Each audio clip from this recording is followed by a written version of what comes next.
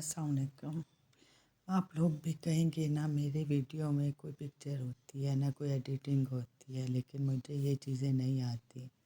बस जब दिल बहुत उदास होता है, बहुत दुनिया को देखा, बहुत अरसा गुजारा, लेकिन जब दिल उदास होता है अल्लाह से बातें कर लेती हूँ।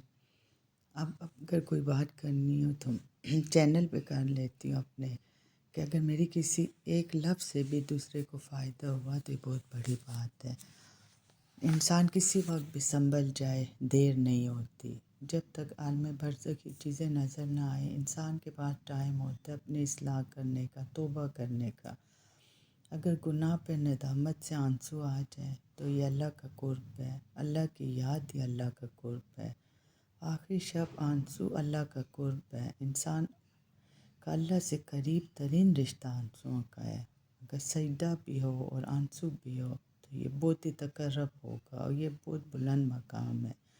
हम इस स्टेज पे भी अपनी इस्लाह कर सकते हैं, क्योंकि हमारे पास वक्त है, ज़िंदगी है, मौका है।